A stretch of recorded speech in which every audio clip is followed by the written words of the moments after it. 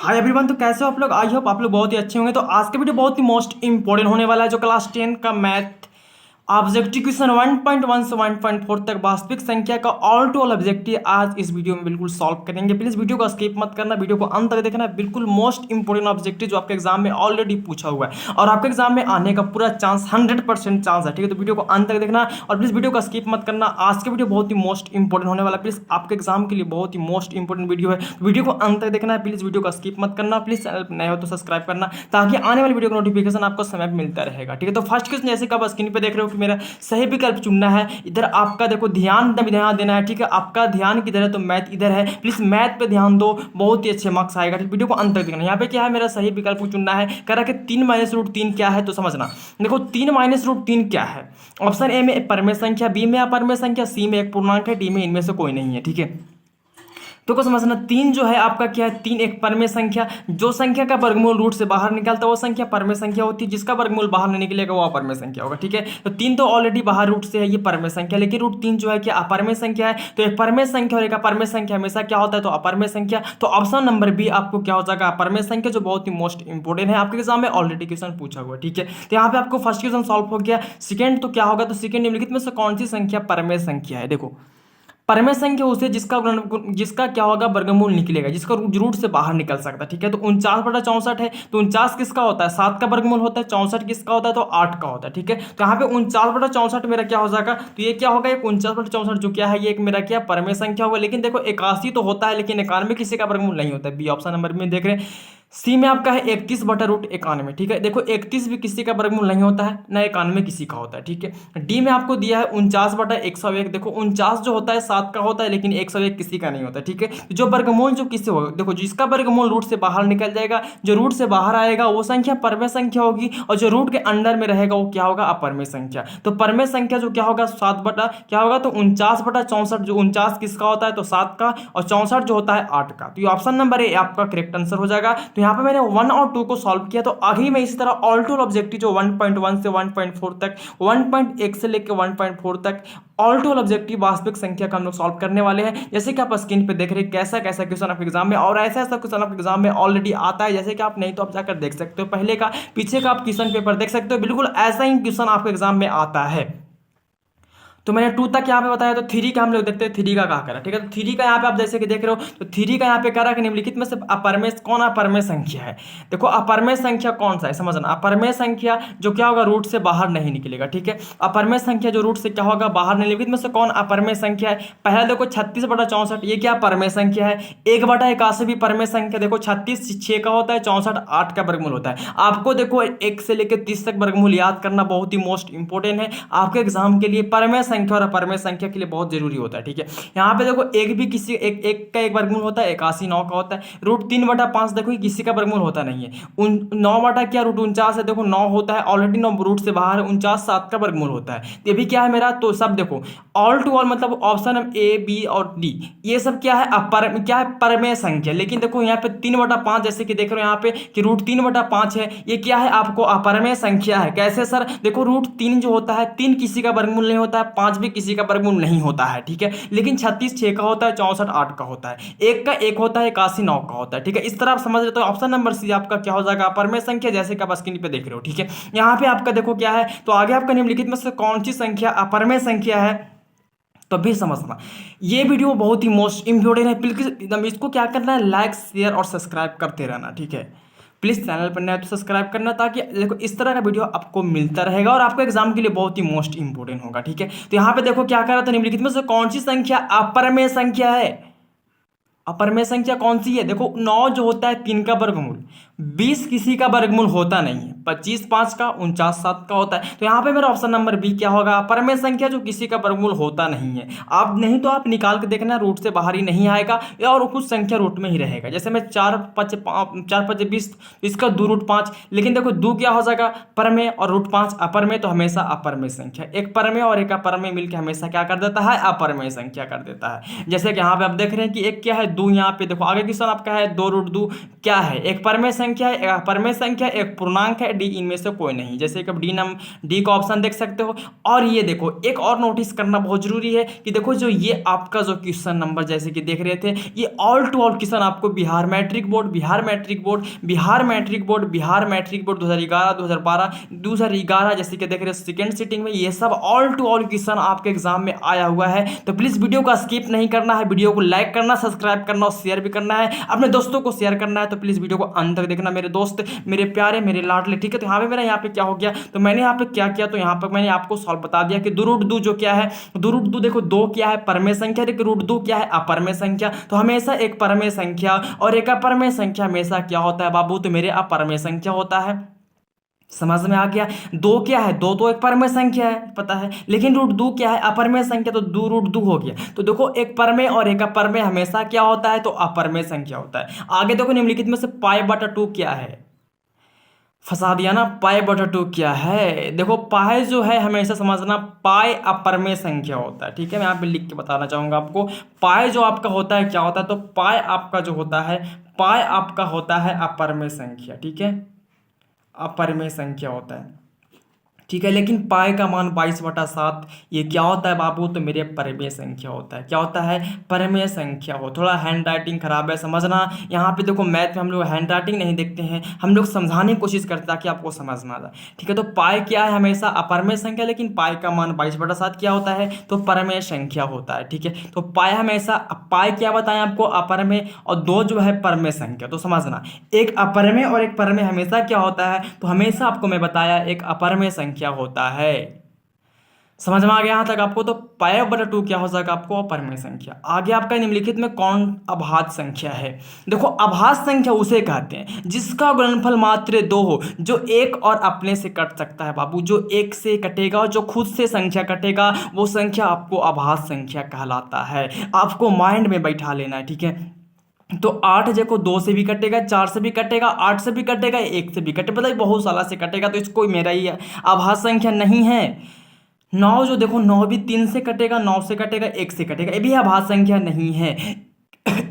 11 जो आपका है, 11 1 और 11 के अलावा किसी और से नहीं कटता है। 1 जो होता है, सॉरी 11 जो होता है 1 से कटेगा, 11 1 11 और 11 से कटेगा, तो 1 और 11 के अलावा ये संख्या किसी और से नहीं कटता है। लेकिन 15 जो होगा 3 से, 5 से और 1 से भी कटेगा। तो ऑप्शन नंबर सी मेरा करेक्ट आंसर होगा कि क्या 11 एक अभाज्य संख्या होगा, जो क्या होगा एक और अपने से ही कटेगा। तो जो एक और अपने से कटेगा वह क्या होता है, तो वह संख्या अभाज्य संख्या होता है।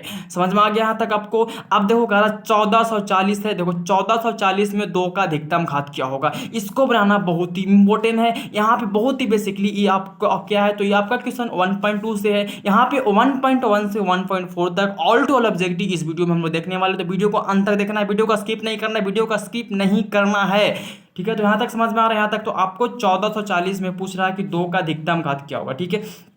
तो सबसे पहले गुणनखंड करना है, ठीक है। तो 2 से लगाओ तो कटेगा 2 से 14, 2 से कटेगा 20 बार में, ठीक है। फिर 2 से काटेंगे तो कटेगा 36 दूनी 72 360 बार में। 2 से कटेगा आपको 180 बार में, ठीक है। 2 से फिर कटेगा 90 बार में, फिर 2 से कटेगा 45 बार में कट जाएगा। ये आपको आता है, ये कोई हाथ नहीं है बाबू, ये आपको पहले भी आता था, अभी भी आता है। 3 से काटो तो कटेगा 15 बार में, और 3 से कटेगा 5 5 3 5 15। अब देखो बाबू मेरा पूछा था कि 2 का अधिकतम घात है, तो 2 कितना है, 1 2 3 4 5, मतलब 2 का पावर कितना हो जाएगा 5, 2 का पावर कितना हो जाएगा 5, तो घात कितना हो गया, तो घात आपका हो गया 5। तो ऑप्शन आपका 5 किधर है, तो तेरा ध्यान इधर है। तो ऑप्शन क्या होगा आपका सी, मतलब 1440 में 2 का अधिकतम घात क्या होगा 5 होगा। समझ में आ गया यहाँ तक। अब देखो आगे फिर आ जाओ, तो आगे कह रहा है कि निम्नलिखित में से कौन सी संख्या, कौन परमेय संख्या है, ठीक है। परमेय संख्या कौन सा है, ठीक है। देखो यहाँ पे दिया है √3, 2√2 बटा √2, 4 + √5 6 √6। देखो √3 तो हमेशा परमेय संख्या किसी का वर्गमूल होता नहीं है। 2√2 बटा √2, देखो रूट से 2 से √2 कटेगा तो क्या बचेगा 2, और 2 क्या है तो हमेशा रूट से बाहर है, तो 2 आपका परमेय संख्या पक्का होगा। 4 क्या है तो परमेय, लेकिन √5 क्या अपरमेय, तो जब एक परमेय और एक अपरमेय मिल जाए तो हमेशा क्या बनता है, अपरमेय संख्या बनता है। और √6 आपको पता ही है कि अपरमेय संख्या है, √6 किसी का वर्गमूल होता नहीं है। तो ऑप्शन नंबर बी आपका करेक्ट आंसर हो जाएगा, ठीक है। जैसे कि 2√2 बटा √2 है, तो √2 से √2 कटेगा तो क्या बचेगा 2 बचेगा, और 2 क्या है, तो 2 हमेशा आपको परमेय संख्या है। कभी कभी कन्फ्यूजन के लिए ऐसा क्वेश्चन भी पूछता है जिसको आपको कॉपी में नोट कर लेना, ठीक है, कॉपी में इसको नोट कर लेना। जैसे कि बीएससी भी देख सकते हैं 11 और 12 में पूछा हुआ है, अब की बारी भी इसकी आ सकती है, ठीक है। तो यहाँ पे आगे देख सकते हैं निम्नलिखित में से कौन सी संख्या परमेय संख्या है। तो परमेय संख्या किसे कहते हैं, जिसका जो रूट से बाहर आ जाता है। तो रूट 7 तो हमको पता है क्या परमेय संख्या हो जाएगा। रूट देखो रूट 2 बटा रूट 5 भी क्या है, अपरमेय संख्या, क्योंकि रूट 2 किसी का नहीं होता है, रूट 5 किसी का नहीं होता है। रूट 3 बटा रूट 60 भी क्या है, ये क्या अपरमेय संख्या, रूट 3 किसी का भी नहीं होता है, रूट 7 भी किसी का नहीं होता है। अब देखो लास्ट ऑप्शन पे आपका क्या है, रूट 75 बटा 48 है, जो कि आपका परमेय संख्या होगा। अब बोलो कैसे होगा सर, तो समझना, देखो रूट 75 बटा 48 तो दिया है आपको ना, बहुत ही कन्फ्यूजन के लिए दिया है रूट 75 बटा 48, ठीक है। 75 को आप 25 या 75 लिख सकते हो, ठीक है, आप गुणनखंड करके भी निकाल सकते हो। 48 को आप 16 या 48 लिख सकते हो, ठीक है। यहाँ पे रूट अंडर रूट दोनों पे था, ठीक है, मैं एक पे दिया था, ठीक है, दोनों पे कर दीजिएगा आप लोग, मैंने यहाँ पे कर दिया। देखो 25 जो होता है 5 का वर्गमूल होता है, रूट यहाँ पे 3 किसी का नहीं तो रूट में रहेगा। 16 आपको 4 का होता है और 3 किसी का नहीं तो रूट में रहेगा, ठीक है। अब देखो रूट 3 से खत्म, रूट 3 खत्म, तो क्या बचेगा 5/4, जो क्या है परमेय संख्या। रूट से बाहर आ गया कि नहीं आ गया, तो परमेय संख्या हो जाएगा। तो आपको देखो यहाँ पे रूट 75/48 क्या होगा, तो हमेशा आपको परमेय संख्या होगा, जो ऑप्शन नंबर डी आपको करेक्ट आंसर हो जाएगा, ठीक है। अब देखो कह रहा है कि दो क्रमिक सम संख्याओं का मस्सा क्या होगा। तो जब भी सम संख्या का मस्सा पूछेगा तो सम संख्या होता है, तो 2 हो जाएगा मेरा यहाँ पे आंसर सम संख्या। निम्नलिखित में से कौन सी संख्या परमेय संख्या है। परमेय और अपरमेय का पूरा बौझारे लगता दे दिया, ठीक है। परमेय और अपरमेय बहुत ही मोस्ट इंपोर्टेंट है, प्लीज वीडियो को अंत तक देखना। और भी ऐसा क्वेश्चन जो आपके एग्जाम के लिए आता है और आ रहा है, तो प्लीज वीडियो को अंत तक देखना, वीडियो को स्किप नहीं करना। यहाँ पे निम्नलिखित में से कौन सी संख्या परमेय संख्या, तो देखो 3√3 जो परमेय संख्या है, 2√2 बटा 3√2, देखो रूट 2 से रूट 2 कटेगा तो 2/3, ये क्या होगा परमेय संख्या। लेकिन यहाँ पे देखो 2 प्लस रूट 5 है, 2 परमेय लेकिन रूट 5 अपरमेय, तो क्या हो गया अपरमेय संख्या। रूट 8 को तोड़ेगा तो 2√2 आएगा, जो क्या है अपरमेय संख्या होगा, ठीक है। तो यहाँ पे देखो रूट 2 से रूट 2 कटेगा तो क्या बचेगा 2/3, जो क्या हो जाएगा परमेय संख्या हो जाएगा, ठीक है। समझ में आ रहा है यहां तक आपको, ठीक है। आगे कह रहा है कि दो या दो से अधिक अभाज्य संख्याओं का मस्सा क्या होता है। जब भी ऐसा क्वेश्चन आता है 2 या 2 से अधिक अभाज्य संख्याओं का मस्सा, तो उसका आंसर आपको एक ही होगा।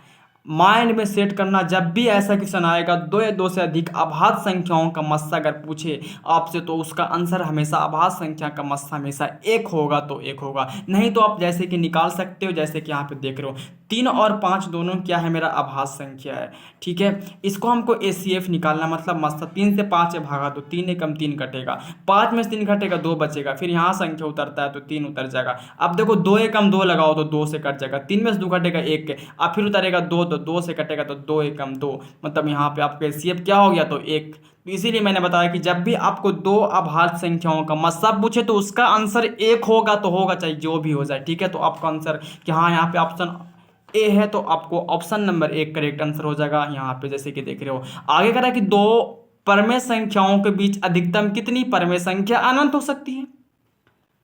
2 परमेय संख्याओं के बीच बहुत सारे परमेय संख्या हो सकते हैं, इसलिए ऑप्शन नंबर डी आपका करेक्ट आंसर, जो आपके एग्जाम में 12 में पूछा था। जैसे कि अभाज्य संख्या मैंने बताया, यहाँ पे आपको 13 और 15 दोनों में पूछा हुआ, ठीक है। तो इसको भी आपको रिवीजन करना बहुत ही मोस्ट इंपोर्टेंट था, ठीक है। आगे कह रहा है कि निम्नलिखित में से कौन सी संख्या अपरमेय संख्या है। अपरमेय संख्या कौन सा है, देखो यहाँ पे रूट 64/36 जो क्या है परमेय संख्या, 8 का वर्ग 64, 6 का 36, तो ये 8/6 हो जाएगा, तो क्या रूट से बाहर आ गया तो परमेय संख्या। रूट 81 भी क्या है मेरा, तो 9 का वर्गमूल, तो परमेय संख्या। 2.5 ये किसी का नहीं होता बाबू। 49/9 तो 7/3 हो जाएगा, देखो 7 मतलब 7 का वर्ग 49 और 3 का वर्ग 9, ठीक है, ये हो गया। लेकिन 2.5 किसी का वर्गमूल होता नहीं। जैसे कि आप देखो इसको सॉल्व करने के लिए एक बहुत ही इजली ट्रिक है, उसको मैं यहाँ पे आपको बताना चाहूँ। जैसे कि यहाँ पे दिया था रूट में दिया है 2.5, समझना थोड़ा बेसिकली इंपॉर्टेंट समझना। जैसे कि रूट में दिया था यहाँ पे 2.5, अगर हम इसको इस तरह करते हैं, पॉइंट को हटाएंगे तो नीचे हम 0 देंगे, तो पॉइंट कितना अंक के बाद 1 अंक के बाद नीचे 1 0 बैठ जाएगा। अब काट जो तो 5 5 25 कटेगा, 5 दूनी 10, तो मतलब रूट क्या है 5/2। अब बताओ कि 5 किसी का होता है क्या वर्गमूल, नहीं होता है। 2 किसी का होता है क्या, नहीं होता है। तो 5/2 रूट में आ गया, तो अब समझ जाओ, तो 5/रूट जब 5/2 जब रूट में है तो किसी का वर्गमूल होता नहीं, तो क्या होगा, तो अपरमेय संख्या होगा। तो आपका ऑप्शन क्या होगा सी, जो क्या है आपका 2.5, ये क्या होगा आपको, तो ये आपको निम्नलिखित में से अपरमेय संख्या कौन है, तो 2.5 जो हो जाएगा आपका अपरमेय संख्या हो जाएगा, ठीक है। आगे आपका क्वेश्चन है वृत्तकार पद, ये भी आपका क्वेश्चन 2013 में सेकेंड सीटिंग में पूछा हुआ, ठीक है। तो रिवीजन करना बहुत ही मोस्ट इंपोर्टेंट है। वृत्तकार पद पर 3 धावक एक ही स्थान पर दौड़ना प्रारंभ करते हैं। एक चक्कर लगाने में उसे 4 घंटा, ठीक है, सॉरी 2 घंटा और 4 घंटा 6 घंटा, ठीक है, लगते हैं। तीनों को प्रस्थान बिंदु पर मिलने में कितना समय लगेगा?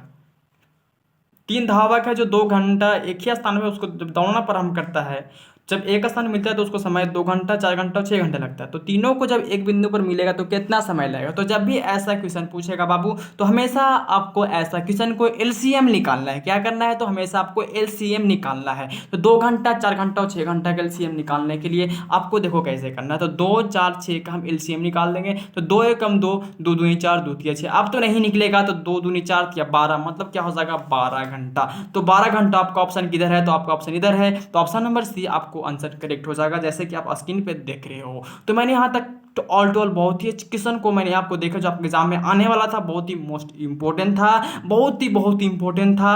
तो मैंने यहाँ पे इसको बिल्कुल इजली से कर दिया, सॉल्व कर दिया। तो आगे का भी अभी तो हुआ ही कहाँ है, अभी नहीं हुआ है खत्म बाबू मेरे।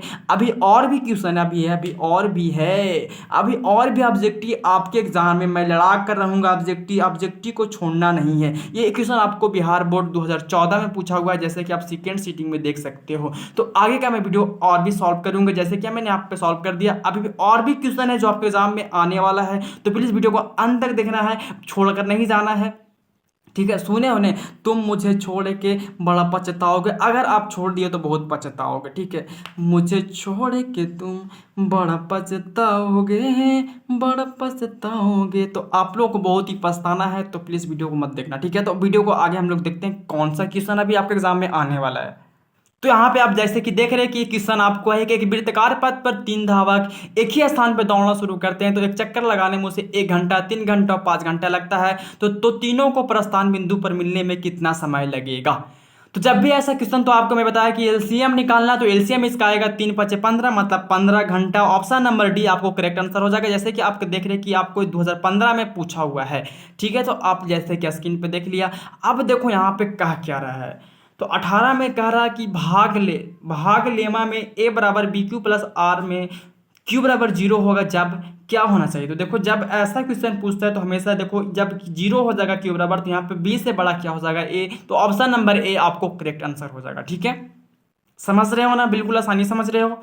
जब भी ऐसा अगर क्यू बराबर 0 पूछेगा तो भाग लेमा में हमेशा क्या होगा? बी से बड़ा ए को होना बहुत ही जरूरी है, ठीक है। यहाँ पे आपको 19 नंबर में है कि भाग लेमा में ए बराबर बी क्यू प्लस आर होगा, जब आर बराबर 0 होगा तब क्या होगा? तब देखो क्या होगा, तब उस समय क्या, जब यहाँ क्यू बराबर 0 होगा तो क्या होगा? बी से बड़ा ए हो जाएगा, लेकिन जब आर बराबर 0 हो जाएगा तो बी और ए को विभाजित करें, ठीक है। दोनों को क्या करना पड़ेगा? विभाजित करना पड़ेगा, ठीक है। तो ऑप्शन नंबर ए भी आपको 19 का भी ऑप्शन नंबर 1 करेक्ट आंसर हो जाएगा।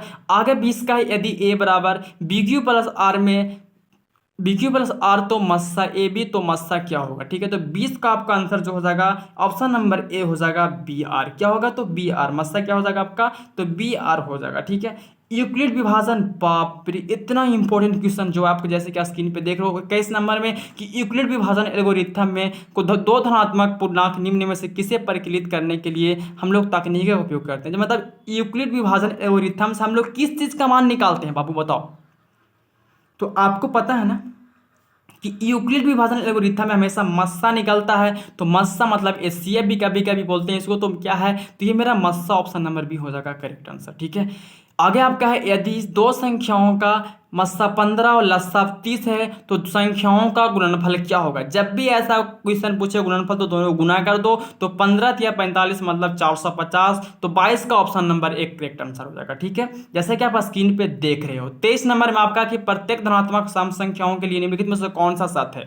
जब भी सम संख्या में पूछता है तो 2n एक रूप होता है, ठीक है। जैसे कि देखो 2n + 1 ये क्या है? विषम संख्या। 3n भी क्या विषम संख्या, लेकिन सम संख्या पूछा तो सम संख्या में 2n क्या हो जाएगा? यहाँ पे 2n एक रूप का होता है, जैसे कि आप ऑप्शन नंबर बी देख रहे हैं, आपका option number B correct answer हो जाएगा, ठीक है। 24 में आपका है कि 6250 के अभाज्य गुणनखंड में 5 का अधिकतम घात क्या होगा? तो 6250 को गुणनखंड कर लेना है, उसके बाद जो 5 जितना बार आएगा उसके पावर में लिख के उसका घात आपको यहाँ पे ऑप्शन नंबर आपका कौन सा होगा? तो ऑप्शन नंबर आपका यहाँ पे हो जाएगा बी, जैसे कि आप देख रहे हैं 5 हो जाएगा, ठीक है। तो आप जैसे कि इसका आंसर आप निकाल सकते हो या आपको होमवर्क भी समझ सकते हो एक तरफ से, ठीक है। 25 में आपका दिया है कि ए और बी सहअभाज्य कहलाते हैं। तो यदि मस्सा ए बी बराबर क्या होगा, ठीक है, जब ए और बी सहअभाज्य होगा तो मस्सा, देखो जब भी ऐसा क्वेश्चन हो तो मस्सा हमेशा उसका एक होता है मेरे बाबू मेरे सोना। तो आपको ऑप्शन नंबर बी 25 का क्या हो जाएगा, बी हो जाएगा, ठीक है। आगे 26 में है कि निम्नलिखित में से दशमलव प्रसार शांत किसका हो जाएगा, ठीक है। तो दशमलव प्रसार शांत आपका होगा 26 का। तो ऑप्शन नंबर ए का आप चेक कर सकते हो, 26 हो जाएगा यहाँ पे, ठीक है। एक 26 का क्या होगा, ऑप्शन नंबर ए आपको करेक्ट आंसर होगा। आप इस सबको जांच करना हमेशा क्या होगा, ये अशांत है, लेकिन ये 15/1600 क्या है, शांत है। अब देखो 11.23564 में क्या है, कौन सी संख्या है, बताओ कौन सी संख्या, 27 का कौन सी संख्या है। तो 27 में हमेशा क्या है, देखो यहाँ पे देखना, अगर यहाँ पे समझना कैसे होगा, देखो यहाँ पे क्या है, ये क्या है 27 में क्या है, तो एक परमेय संख्या, कौन सी संख्या है, ये एक परमेय संख्या है, ठीक है। तो क्या है, परमेय संख्या। और जब भी ऐसा रहे, लास्ट क्वेश्चन यहाँ का देख रहे हैं, क्वेश्चन नंबर ये लास्ट क्वेश्चन यहाँ का, इस वीडियो का लास्ट क्वेश्चन जैसे कि आप स्क्रीन पे देख रहे हो, तो देखो 2 1 यहाँ पे जैसे कि दिया हुआ है। जब भी ऐसा क्वेश्चन पूछेगा आपसे मेरे दोस्त मेरे बाबू, तो इसका आंसर हमेशा आपका होता है अपरमेय संख्या, ऑप्शन नंबर सी आपका आंसर हो जाएगा, जैसे कि आप स्क्रीन पे देख रहे हो। तो यहाँ तक आपको कैसा लगा वीडियो, प्लीज वीडियो को लाइक करना, सब्सक्राइब करना और शेयर भी करना है बाबू मेरे। यहाँ पे मैंने 1.1 से 1.4 तक को ऑल टू ऑल ऑब्जेक्टिव को मैंने यहाँ पे बिल्कुल सॉल्व किया, जो आपके एग्जाम के लिए बहुत ही मोस्ट इंपोर्टेंट है। प्लीज वीडियो को पूरा देख लेना मेरे दोस्त। एग्जाम देने से पहले आपको ये वीडियो देखना बहुत ही जरूरी है, बहुत बहुत जरूरी है। आपके एग्जाम में ऐसा क्वेश्चन आएगा, 100% गारंटी मैं देता हूं कि आएगा तो आएगा, ठीक है। तो आज का वीडियो आपको कैसा लगा प्लीज कमेंट बॉक्स में बताना है, ठीक है। तो आज वीडियो मैं यहाँ पे समाप्त करूंगा, तो फिर मिलेंगे आपसे नेक्स्ट वीडियो में। तब तक के लिए जय हिंद, जय भारत, और चैनल को सब्सक्राइब करना है, ठीक है, लाइक भी करना और शेयर भी करना है।